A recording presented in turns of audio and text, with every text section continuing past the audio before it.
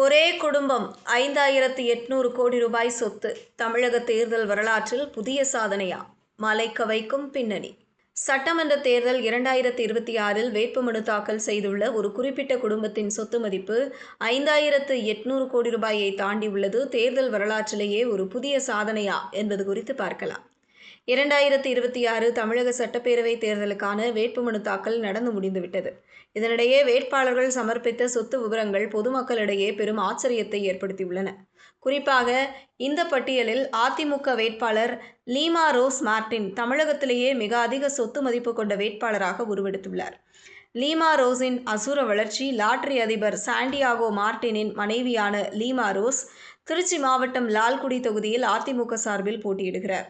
இவர் தாக்கல் செய்த பிரமாண பத்திரத்தின்படி இவரது தனிப்பட்ட சொத்து மதிப்பு 1049.56 கோடி ரூபாய் ஆகும்.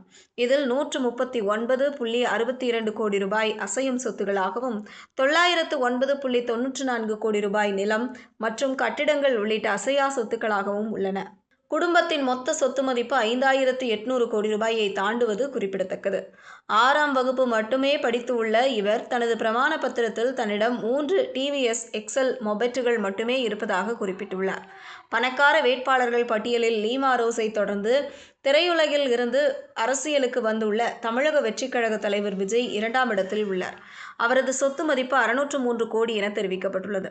3ஆம் இடத்தில் திமுக சார்பில் அண்ணாநகர் தொகுதியில் போட்டியிடும் கார்த்திக் மோகன் 209 கோடி ரூபாய் சொத்துக்களுடன் உள்ளார்.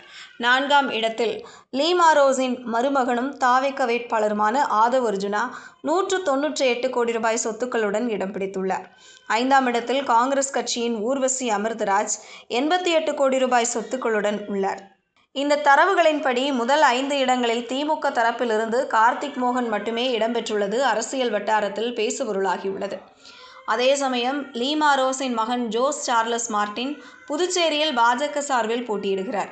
அவரது சொத்து மதிப்பு 664 கோடி ரூபாயாக உள்ளது. தமிழக தேர்தல் களத்தில் எப்போதும் இல்லாத வகையில் இந்த முறை கோடீஸ்வரர்களின் பங்களிப்பு அதிகரித்துள்ளது. ஏப்ரல் 23ஆம் தேதி வாக்குப்பதிவு நடைபெற உள்ள நிலையில் இந்த சொத்து விவரங்கள் சமூக வலைதளங்களில் விவாதங்களை கிளப்பியுள்ளன. சாதாரண மக்களுக்கும் கோடீஸ்வர வேட்பாளர்களுக்கும் இடையிலான இந்த இடைவெளி ஜனநாயகத்தில் எத்தகைய தாக்கத்தை ஏற்படுத்தும் என்பதை மே 4ஆம் தேதி வெளியாகும் தேர்தல் முடிவுகள் தீர்மானிக்கும்.